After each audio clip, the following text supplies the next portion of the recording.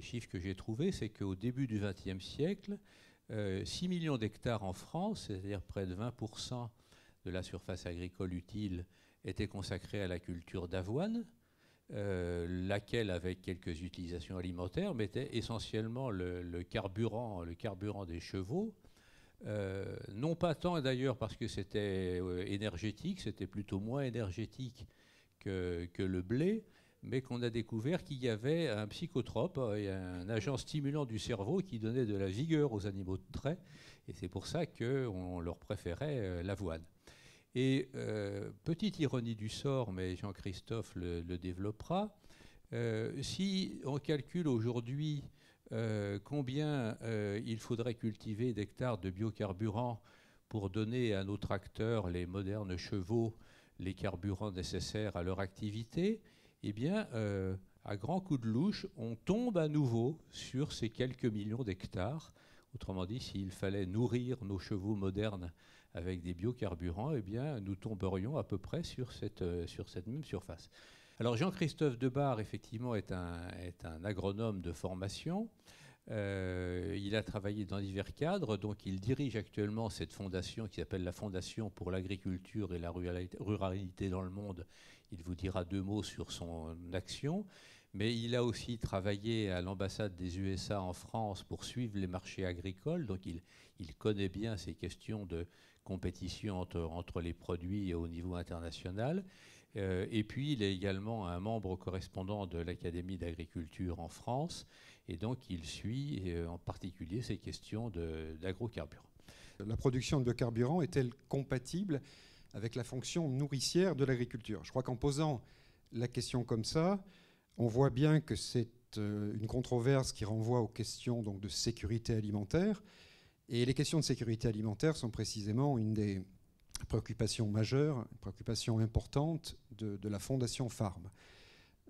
2 mots sur cette fondation qui a été créée il y a une dizaine d'années, qui est basée dans la région parisienne.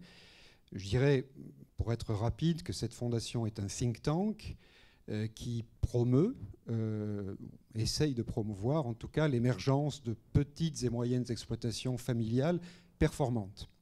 Performantes, ça veut dire qu'ils soient capables de produire plus, de produire mieux, et finalement d'approvisionner des marchés locaux qui sont, on le sait, en pleine expansion dans les pays du Sud, à cause de l'expansion démographique, la croissance des revenus, etc. Rapidement, le plus important, c'est de distinguer ce qu'on appelle biocarburants de première génération, deuxième génération, troisième génération. Première génération, c'est ce type de carburant qui pose question, on va le voir. Disons que les carburants de première génération sont fabriqués à partir de composés, de matières premières, qu'on va trouver essentiellement dans ce qu'on appelle les organes de réserve des plantes, disons pour simplifier les graines. Les composés, ce sont soit des sucres, directement ou indirectement via l'amidon, qui sont contenus donc dans les graines de céréales, dans les plantes sucrières, qui permettent ces composés, par fermentation des sucres donc, de produire de l'alcool, qu'on va appeler bioéthanol, précisément pour bien distinguer que cet éthanol est utilisé à usage de carburant. On peut aussi fabriquer du bioéthanol à partir du vin. Je crois dire que l'Italie en fait une production non négligeable à partir de cette matière première. Et puis il y a le biodiesel qui, lui, va être produit à partir des huiles végétales, donc qui sont contenues dans la graine des oléagineux. Des huiles végétales, on peut aussi utiliser, on utilise moins, mais on en utilise, des graisses animales ou également des huiles usagées que l'on recycle en quelque sorte pour produire ces biocarburants de première génération. Donc vous voyez, ces biocarburants de première génération, et c'est ça l'idée essentielle pour notre débat, c'est qu'ils sont produits à partir de plantes qui sont utilisées par ailleurs, premièrement utilisées pour des usages alimentaires. Donc d'entrée de jeu, on voit se profiler effectivement un débat sur la concurrence entre des utilisations alimentaires et non alimentaires. On parle également de biocarburants de deuxième génération. Cette fois, il s'agit de biocarburants qui vont être fabriqués en utilisant non pas des composés contenus dans les graines, comme je le disais pour la première génération, mais à partir de ce qu'on appelle les composés lignocellulosiques. Pour simplifier, disons qu'ils sont contenus dans les feuilles, dans les tiges, d'une manière générale dans la plante entière, puisque c'est comme ça qu'elle est construite, avec ces composés, cellulose et lignine. Et donc, deuxième génération, fabrication, donc à partir... Alors, de manière générale, donc on dit de plantes entières. Ça peut être également des résidus de la production forestière, des résidus de l'industrie du bois, des copeaux d'une manière générale et autres résidus. Ça peut être aussi, bien sûr, des résidus de récolte, comme de la paille. On parle également de troisième génération, beaucoup moins développée, à vrai dire, je n'y ferai guère plus allusion ensuite, à partir de microalgues, mais là, on est encore très très loin d'être à un stade qui est économiquement, je dirais, faisable et concurrentiel, compétitif. Qui produit ces biocarburants ? Vous le voyez, essentiellement 3 pays ou groupes de pays. États-Unis, Brésil, Europe. Voilà. Alors c'est vrai que depuis quelques années, de manière relativement récente, on a vu s'agglomérer à ce groupe de pays d'autres nations, d'autres États, la Chine, l'Inde, l'Argentine et quelques autres encore. Mais enfin, quand on parle du bioéthanol, donc en 2013 en totalité de première génération, les États-Unis faisaient la moitié de la production mondiale, devant le Brésil un quart, l'Union européenne à peine 6%, vous le voyez, et c'est intéressant de noter que la Chine est légèrement déjà devant l'Union européenne. En matière de biodiesel, donc fabriqué à partir d'huile végétale, c'est l'Union européenne qui est en position dominante. Elle fait à elle seule 40% de la production mondiale, devant les États-Unis, avec le groupe Brésil-Argentine qui fait pareil à eux deux que les États-Unis, autour de 20%. Et puis mentionnons l'Indonésie qui est, avec le palmier à huile, autour de 10%. Disons aussi que les États-Unis et le Brésil sont les gros exportateurs de biocarburants, essentiellement de bioéthanol. L'Union européenne importe beaucoup. Pourquoi, au fond, il y a controverse ? Et depuis quand ? Et cela, ça renvoie déjà à une première idée, qui est qu'au début des années 2000, on a eu un renforcement assez massif des politiques publiques en faveur des biocarburants. Alors, ces politiques publiques, en fait, existaient déjà à relativement petite échelle, disons. Encore, ce sont des propos qu'il faille nuancer. Petite échelle aux États-Unis, puisque à la fin des années 70, déjà, les États-Unis avaient mis en œuvre un certain nombre d'incitations à la consommation et à la production de biocarburants, en réaction donc à l'envolée des prix du pétrole. Et bien avant les États-Unis, dans les années 70, au début des années 70, le Brésil s'était déjà lancé dans un programme assez massif d'encouragement au bioéthanol, en l'occurrence. Mais clairement, au début des années 2000, ces politiques publiques en faveur des biocarburants connaissent une nouvelle vigueur, un regain tout à fait important. Essentiellement pour 3 raisons. D'abord, la volonté de nombreux États de réduire leur dépendance aux importations de pétrole. C'était donc le cas des États-Unis et du Brésil, je l'ai dit. C'est le cas au début des années 2000 de l'Union européenne et puis ensuite d'un nombre croissant d'autres pays. S'ajoute à ça également un souci plutôt d'ordre géopolitique, c'est-à-dire diversifier les sources d'approvisionnement par rapport à un Moyen-Orient qui, compte tenu des aléas que l'on connaît sur la sécurité alimentaire mondiale, peut poser problème. Voilà, disons ça comme ça. Donc il y a aussi ce souci-là. Un deuxième grand argument qui a poussé les États à s'engager en faveur des biocarburants, c'est que les biocarburants, à leurs yeux, ont constitué un moyen de redresser un revenu agricole qui, durant les années 80 et jusqu'à vrai dire au tout début des années 2000, donc pendant une longue période, un revenu agricole qui a été bas, qui posait beaucoup de problèmes à cause des prix mondiaux des principales cultures qui étaient eux-mêmes donc très bas. Donc créant ainsi un nouveau débouché avec les biocarburants, on espérait bien pouvoir revitaliser le secteur agricole, mais également bien sûr les zones rurales avec les emplois ainsi créés. Et puis enfin, un dernier paramètre, plus récent et qu'on voit donc apparaître au début des années 2000, lutte contre le changement climatique, puisqu'on pense que les biocarburants permettent de réduire les émissions de gaz à effet de serre dans les transports contribuant ainsi à la lutte contre le changement climatique qui, dans l'agenda international, s'annonce comme une pièce de plus en plus importante. En 2012, au niveau mondial, à peu près 3,5% de la consommation de carburant dans les transports routiers va être assurée, en équivalent énergie, est assurée par les biocarburants. Alors, il y a un petit peu de manière de présenter les choses. Disons que 10 ans auparavant, on était quasiment à zéro, ou à peu de choses près. Donc passer en une dizaine d'années de quasiment zéro à 3,5%, la progression peut être qualifiée de très forte. Maintenant, c'est vrai que la part de marché des biocarburants reste faible au niveau mondial, donc je l'ai dit, mais bon, regardons ce qui se passe dans l'Union européenne. Comme en Amérique du Nord, on est en moyenne toujours en équivalent énergie autour de 5%. En Amérique latine, on est plus, puisque je l'ai dit aujourd'hui, en 2015, le Brésil est à 25% de taux d'incorporation obligatoire. Bien sûr, vous produisez de la betterave, du blé, du colza pour effectivement produire des biocarburants, mais pour ça, comme on le disait en introduction, vous allez utiliser des tracteurs, vous allez utiliser des engrais, et donc il y a de l'énergie, et cette énergie, eh bien, c'est de l'énergie fossile. Donc au total, finalement, est-ce que vous produisez plus d'énergie que vous en consommez? C'est-à-dire, est-ce que ce bilan, finalement, est positif si on regarde globalement et pas uniquement au niveau du champ? Je pense qu'on peut dire aujourd'hui que ce débat est tranché. Alors, si on regarde des chiffres qui sont aujourd'hui, qui font l'objet aujourd'hui d'un large consensus,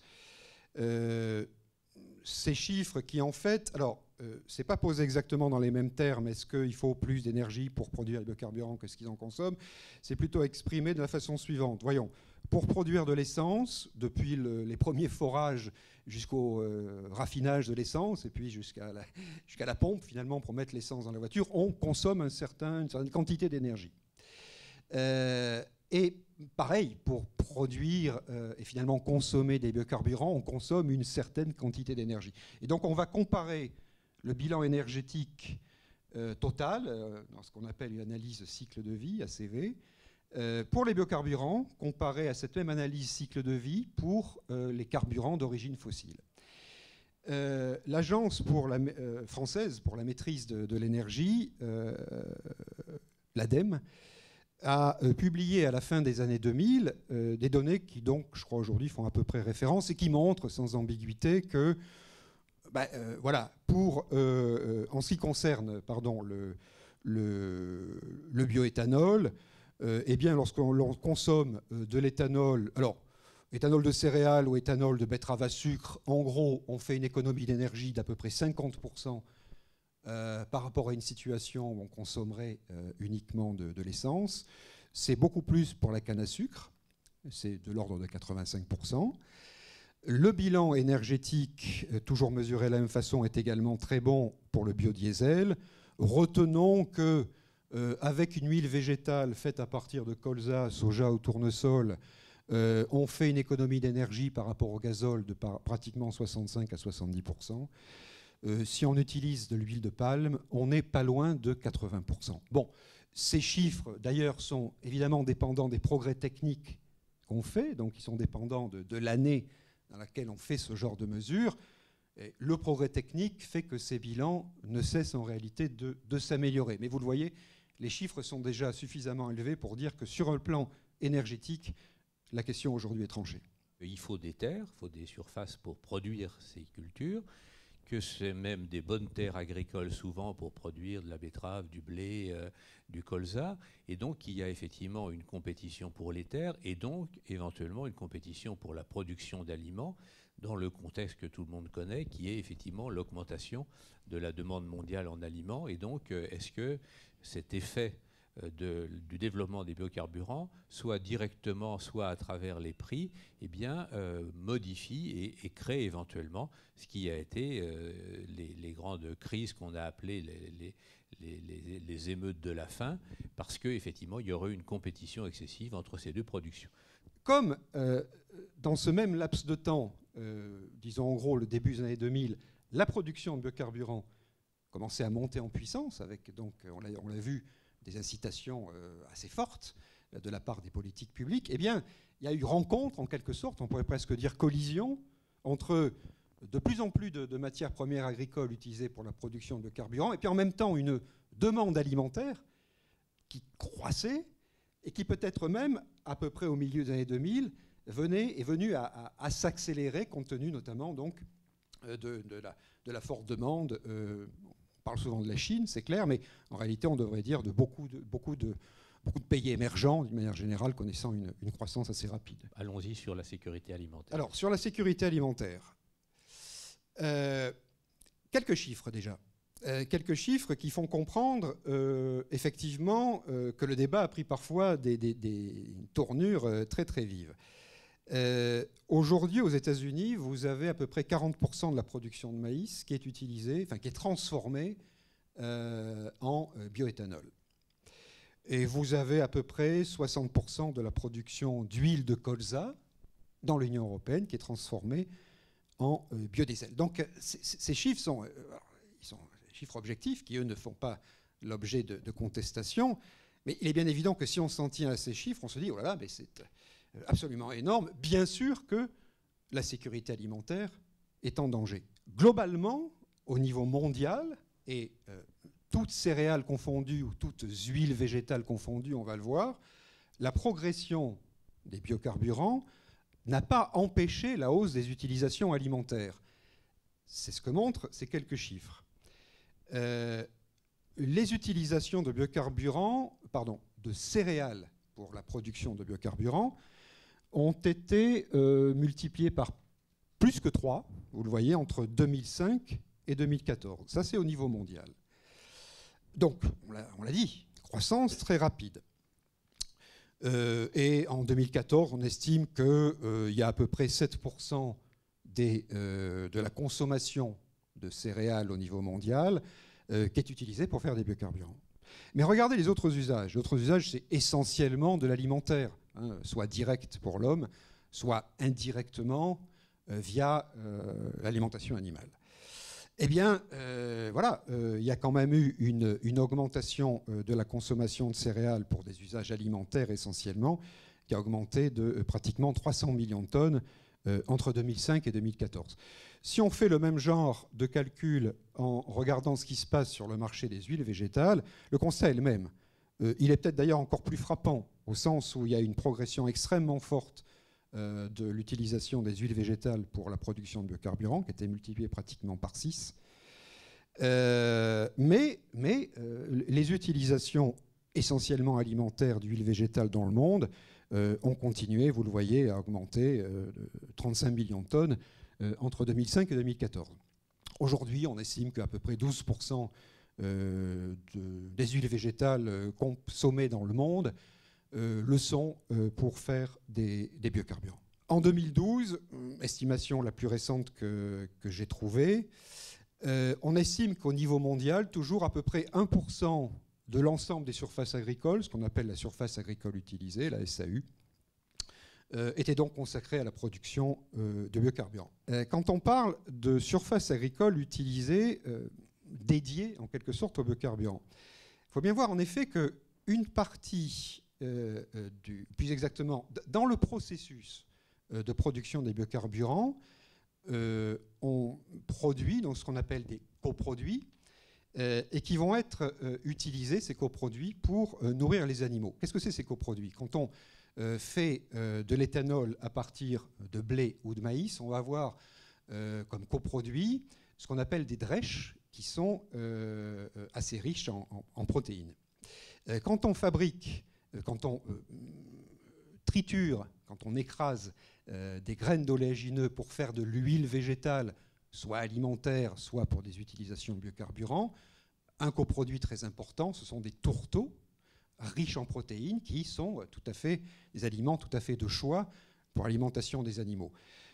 Quand on transforme des betteraves à sucre, on va avoir de la pulpe qui va également entrer dans l'alimentation animale. Quand on essaye de calculer, je dirais, un équivalent surface de ces coproduits qui sont fournis dans le processus de fabrication des biocarburants, on se rend compte que, voilà, que les 1% de surface agricole utilisée pour les biocarburants, ils tombent pratiquement à 0,7% de la surface agricole utilisée. Il y a un exemple, je crois, qui est assez intéressant et qui permet de voir la complexité de cette question. Quelle est la part des biocarburants dans l'augmentation des prix alimentaires mondiaux? Plus on produit de biocarburants, plus finalement on couple, on relie les marchés de l'agriculture, les marchés des produits agricoles et les marchés de l'énergie. Autrement dit, on sait bien que les variations sur les marchés de l'énergie sont fortes. Prenez le cas du pétrole, pour des facteurs qui n'ont pas grand-chose à voir, bien sûr, avec l'agriculture.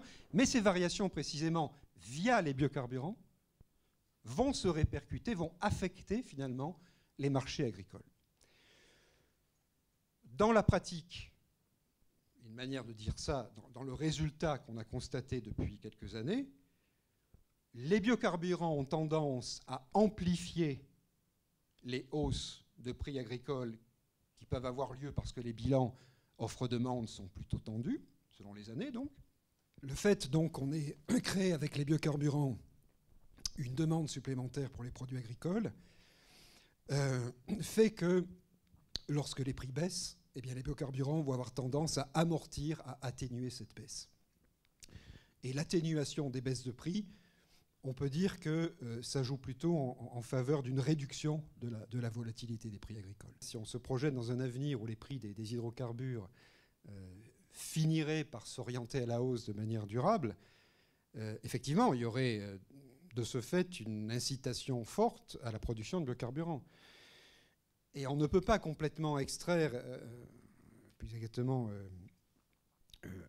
éviter, disons, ce risque qui se traduirait effectivement par le fait qu'on aurait une incitation économique à faire de plus en plus de biocarburants au détriment donc des usages alimentaires.